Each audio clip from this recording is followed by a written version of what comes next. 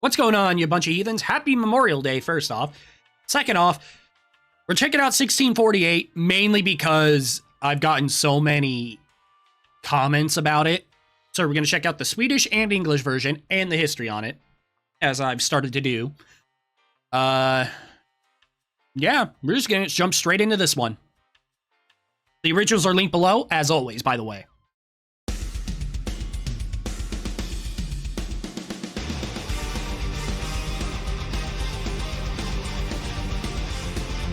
A great intro. Love it.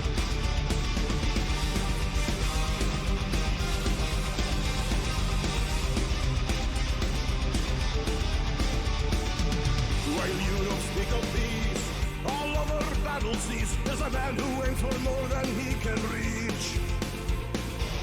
All over, one fire, all over. Oh, I like that chanting. Stand on their own. The road to the city has been blocked, denied to enter the gates.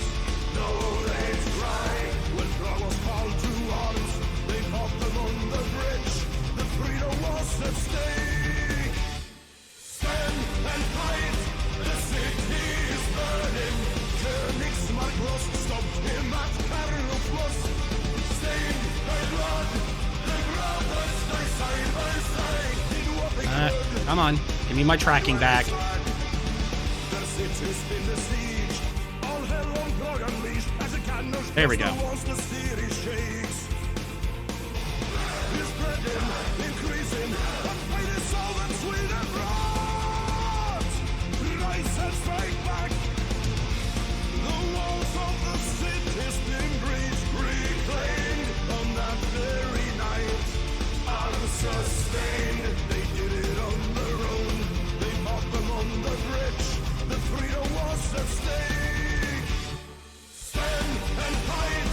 The city is burning.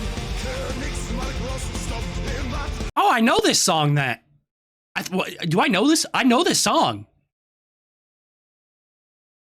It was kind of like Bismarck and a couple of the early songs where I was like, oh, I must know these from memes that I've heard about Sabaton and whatnot. No, this one must be like that. The stand and fight is very reminiscent of, I swear, of a song I've heard before. So, yeah, I probably do actually know this song.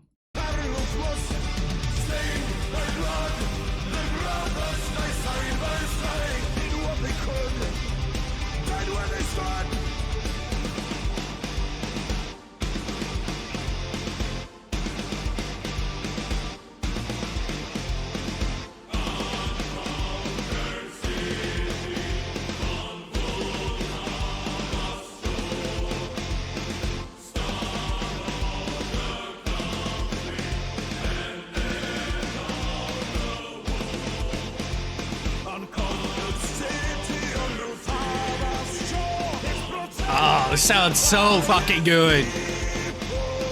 I can't wait for the history portion.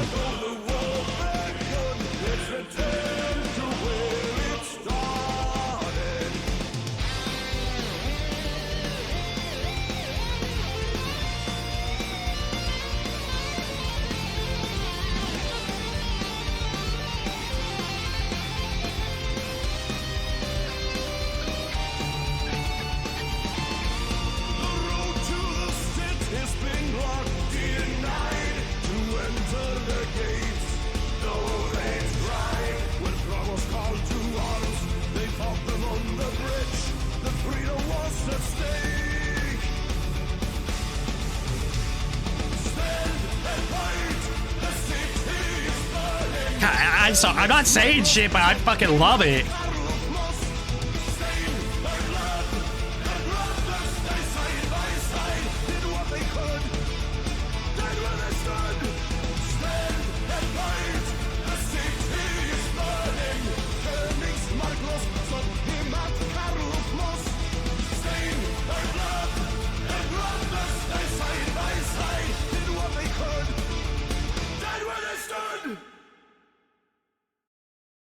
Dude, I haven't said it recently. I'm gonna say it now. I still stand by. Some of these would, like this one, even though it's 1648, would not go remiss in a Call of Duty Zombies map. Even if it's like an older, I don't know, an older one, I guess. Like, it would legit match the vibe impeccably.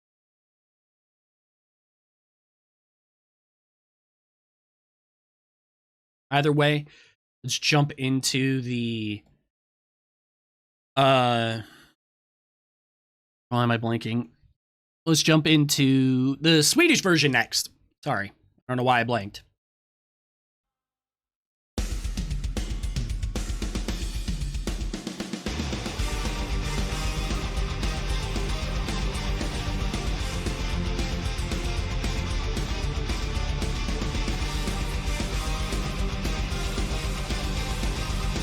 Great instrumental, by the way. One of my favorite instrumentals. Sounds super fucking good.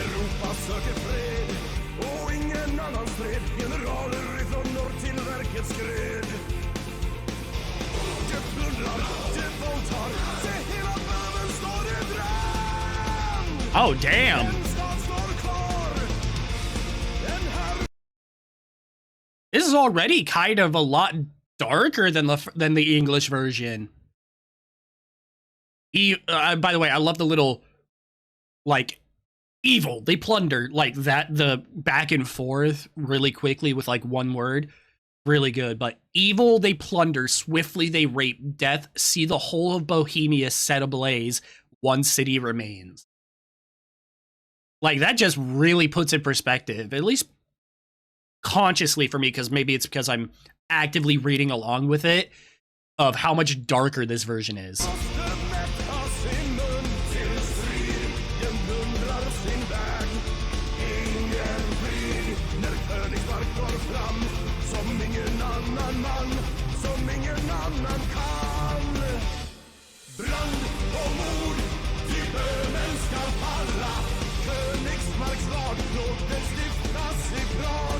Oh yeah, because the other one's stand and fight, the city is burning.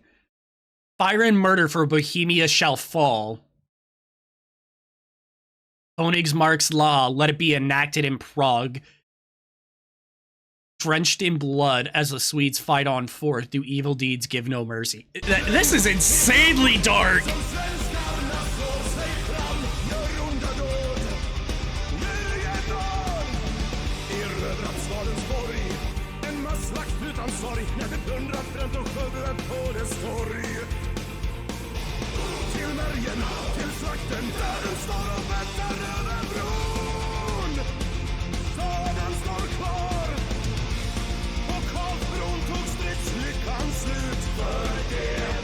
Kämpat så hårt genom eld. Det plundrat och gått fram som ingen annan man, som ingen annan kan.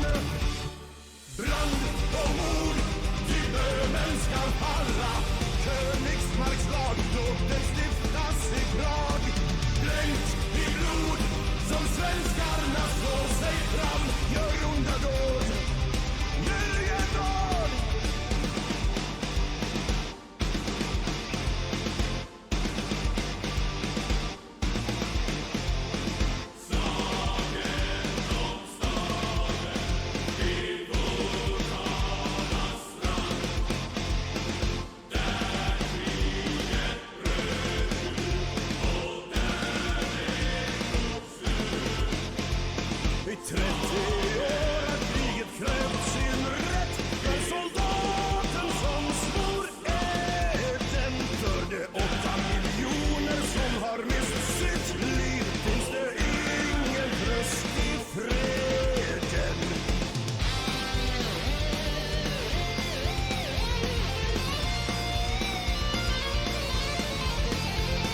Oh my god.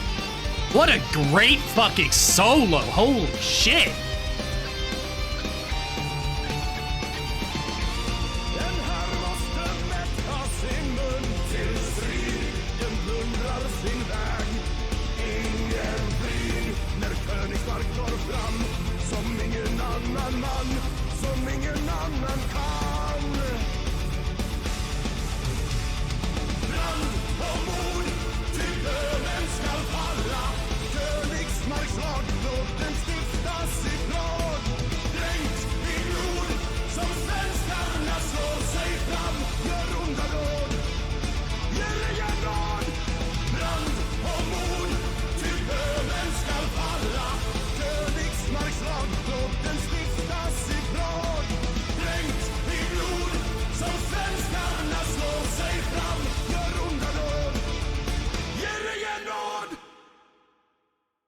Ooh, fuck me. Yet again. I prefer the fucking Swedish version yet again. Not a big surprise. Doesn't really come to a surprise to a lot of you, but fuck, I really enjoyed that. That was really fucking fun. Damn. All right, let's jump into the history portion now. 1648 was the end of the 30 Years' War, but it was still a year of war. And surprise, we've written a song about it. Not really a surprise, but okay.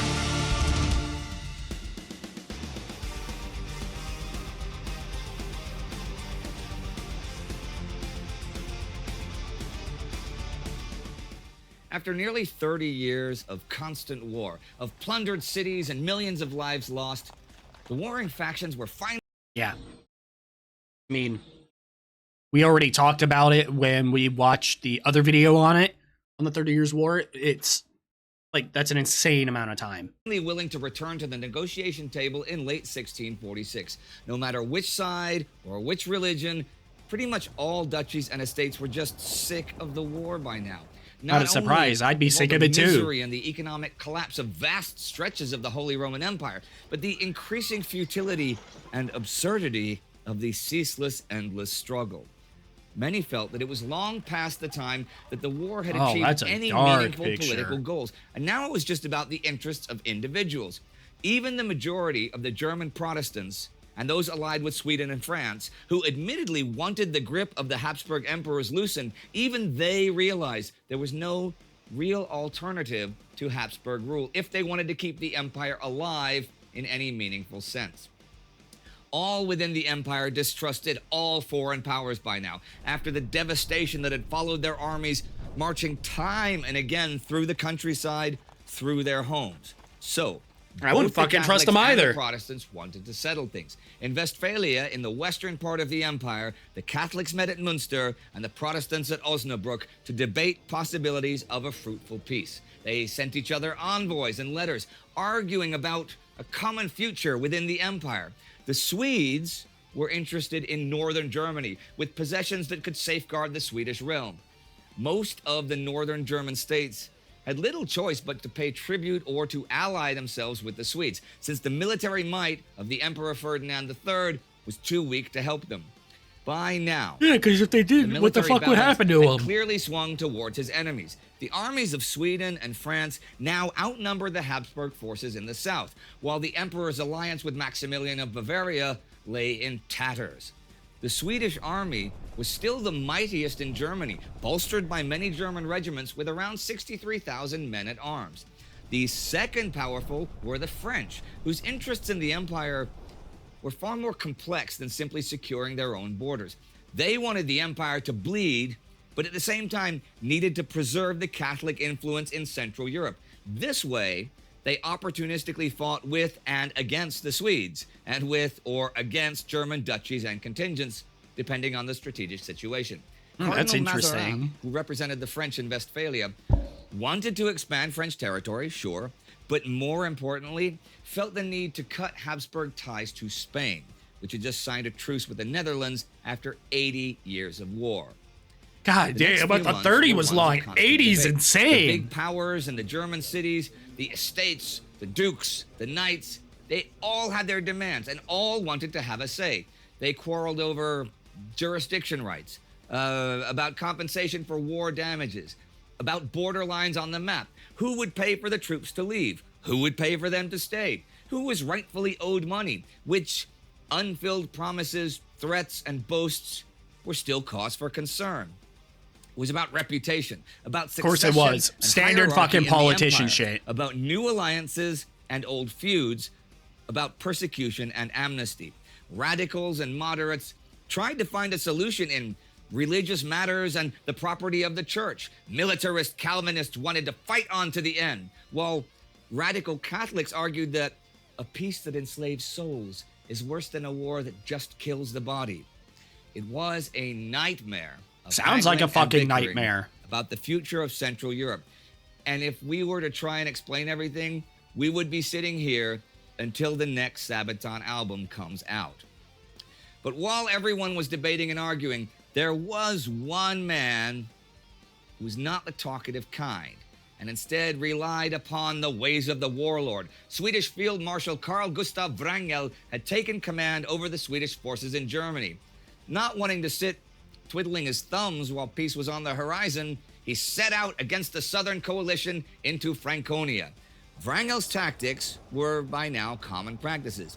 He inflicted terror throughout the countryside by razing whole villages, shooting churches to pieces, trampling crops and fruit trees into the dirt, and of course the usual excessive amount of murdering and raping among the common folk who were unfortunate enough to stand in the way of his army. Oh, come on, bro. You don't speak of peace. All over battle cease. There's a man who aims for more than he can reach. Oh, of course. I forgot about the English version. On fire. All of Bohemia set ablaze. Oh, that is a dark-ass picture. Wrangel raided deeper into northern Bavaria, besieging and bombarding cities as he went. He plundered those he was strong enough to take, arguing that the more he could harm the Catholics, the weaker the imperial position would be at the negotiation table. It was already Wrangel fairly was weak, though, wasn't obsessed it? with the booty and the treasure of the rich aristocracy and clerics, since that was how he and his officers made their living. Maximilian and Ferdinand were well aware of that, and in turn hoped to bolster their forces enough once more to drive a wedge into the Swedish forces descending on their territory. The Battle of Zusmarshausen, though, in May 1648, ended with a Swedish victory, as the Imperials and Bavarians only escaped total destruction with maybe a few thousand men left. And with the Empire badly defeated on the battlefield, the Swedes wanted one more shining victory. Under Field Marshal von Königsmark, they set their sights on Prague, where the whole war had started 30 years ago. A cynic would not have missed the irony in it all. As the Swedish army passed the old battlefield of the White Mountain, where the first battle of the war had God, been why fought, am I yawning so the final much? one My would be recording fought brain. nearby. Bohemia had long since been drained of troops, and Prague, though still a jewel in the empire, was only held by a small garrison, now under the command of Imperial Field Marshal von Colloredo. The story goes that a disgruntled imperial lieutenant colonel, who had lost his arm in service of the empire, showed the Swedes where the city's defensive works were the weakest, and 100 Swedes overpowered the defenders on the western side of the river Moldau and gained entry Oh, that's into kind of the a little dick town of move. Prague. The gates were opened for the main host, and a terrible plundering began. The old fortress Hradčany was taken, and the Swedes marauded through that half of the city. But city gates across the river were barred, and citizens and students there took up arms. In defiant Hell yeah, firefights, they fuck you. stopped the Swedish troops who came charging over the Charles Bridge. I'm not sure. I don't know. I'm on the defender side in this. Like, nah, fuck you guys. You're invading my home. Fuck you. Good on the civilians. Colorado's garrison, Dude seems Prague's kind of like a people dick. were determined to defend the old town. 3 times in this war, Prague had opened its gates to foreign invaders. 3 times they had suffered. Enough was enough. Hell yeah. The road to the city has been blocked, denied to enter the gates. No, they tried when Prague was called to arms. They fought them on the bridge. The freedom was at stake. Oh yeah. Königsmark Wasn't gonna let that shit soon happen realized again. that this was a tougher nut to crack than he had anticipated. But over the coming weeks, new Swedish contingents would arrive from Silesia and Saxony, drawn by the prospect of loot, while small imperial forces also snuck into the city to bolster the defenses. Even as 3 Swedish armies simultaneously attacked, one led by the Crown Prince Carl Gustav himself, who had arrived to make his mark, the determined defensive line would not be broken. From July to October, the Good siege on them. dragged on. The situation Good on them the for holding defenders out. looked bleaker than ever. Colloredo knew that the inhabitants of Prague would face a terrible fate if the walls were taken. So every able man was expected to stand by the barricades, while women and children helped out wherever they could, putting out fires and caring for the wounded. It was all or nothing. Rich or poor, prince or pauper, they all fought together. They all had a job to would do. They suffer could together not. if they failed. Yeah, there was no failure.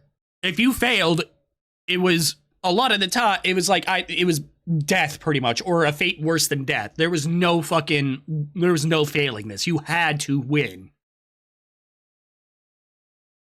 On October 6th, the offensive was renewed. The Swedes were now building their own bridge over the Moldau, attacking the Galgen Gate with all their might. For 2 days, they bombed it until the gaps in it were large enough for the Swedish storm attack.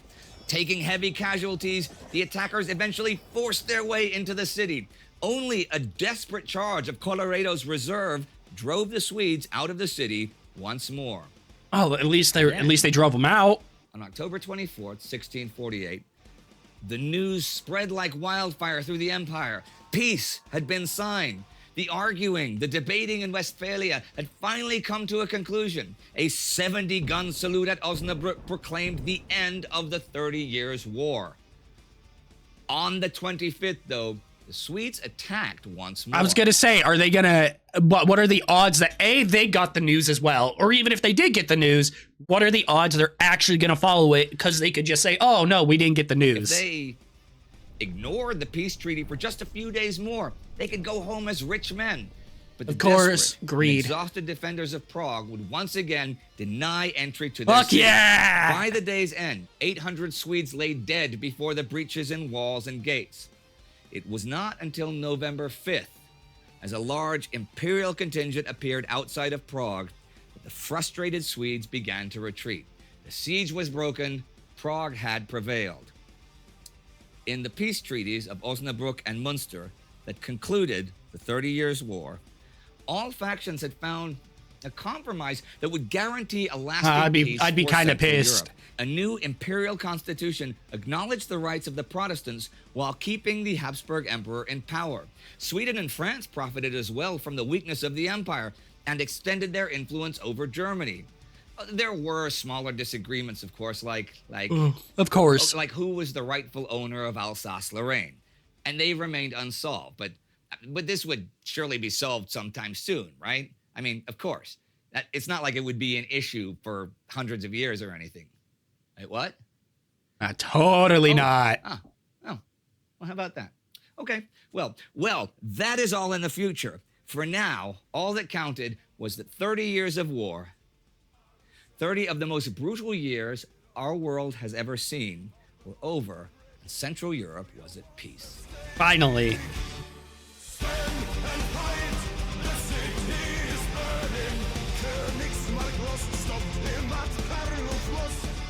1648, end of the 30 Years' War. Yes. Why did you write a song about that and not 1618, the beginning of the 30 Years' War? Oh, you wrote a lot of things about the 30 Years' War. Oh, gonna yes, say. yes. However, that song is from the album Carolus Rex. Yes. And it covers basically the rise and fall of the Swedish Empire over 100 years. We felt the most interesting part of Sweden's involvement for, well, mostly bad, was from the end of the war. Well, here at 1648, Sweden is dominant in Central Europe, the most powerful army, more than the French even at this point. Yep. You know? Which is I would say interesting because bad. then we, as we saw in Lifetime of War or Livstid Krieg, that Good song. you just Pretty sure I run the did that country one. right into the ground with these endless wars. Yeah, and I mean, it's we wanted to get a bit of diversity on the album as And well. Livstid Krieg. Because Pretty sure for I us did that being song. Swedish, singing about Swedish history, it's very easy. Like, someone was saying I should do it. I'm pretty sure I did it, didn't I? So I was worried I was very worried that I ended up butchering the name. Ruina. Lifetime of War. Yeah, and Livstid Krieg. I did it. I did the live version.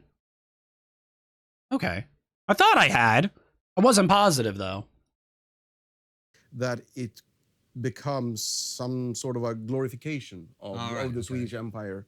So we wanted both, well, the good and the bad, you know, both sides Of course, of the coin. At there's least. Well, good this and is bad also in something every to do with you nation. because you're Czech, and of Yep. course the last battle of the war, you know, it ended where it started, you know, back in Bohemia with the Swedes attacking Prague and taking half of the city and not taking the other half of the city. Yep. You know, Stopped by a Jesuit professor, if I'm not mistaken. Jesuit professor.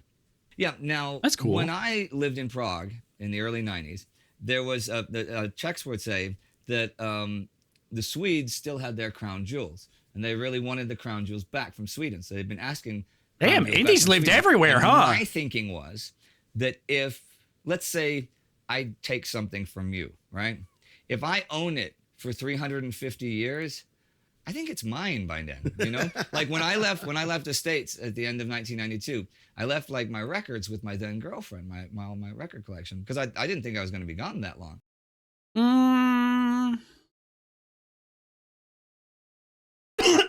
I think crown jewels are a bit different in this case, unfortunately, Indy. I think if Sweden does in fact still have the crown jewels of the Czechs, right? Czech? They mentioned Czech. Yeah. I would say goodwill, all that bullshit, you could probably return them. I mean, what the fuck is Sweden going to do with them? But, you know, I'm not going to ask for it back now. They're hers. No, they are no longer my records. Oh, you're a bigger man than me. You're a bigger man than me. Yeah. I mean, it's been nearly No 30 woman is years. keeping my vinyls, you know? Well, but you can always get them again. And, the Czechs. Except you can't exactly get your crown jewels back exactly as they were. You can't always exactly get do new that. Crown jewels. Sure, you got. In fact, I'll tell you what. You guys write in the comments. Do you think that after having the crown jewels for now it's 370 years, the Swedes should give them back to the Czechs, or do you think after owning something for 370 years, it's yours? I mean, yeah. Well, I'll see what they say. That's a good point. So who should have them? The Swedes or the Czechs? You guys get to choose. Bounce check. That war. 30 years of war and coming back full circle, coming back to Prague again. Yeah, and I mean, especially, I think by the time Charles X made his way down there, he actually sped ahead in front of the, what do you call it? Oh, I just realized I was in 720p. Yeah, because they signed the peace on what, I say October 24th. And on the 25th, he was still attacking Prague. He's like, no. We got a few more days before we can still pretend that the peace isn't signed. And we can make a lot of money if we break through. Yep. He had 3 armies by then he had. So then he was just still Prince Carl Gustaf. He hadn't become kungen. Yeah, because his cousin hadn't, what do you call it? Died? Oh, No, abdicated. Abdicated. Yeah, yes, that's what I'm true. looking Sorry. for. See, you know more Swedish history than I do.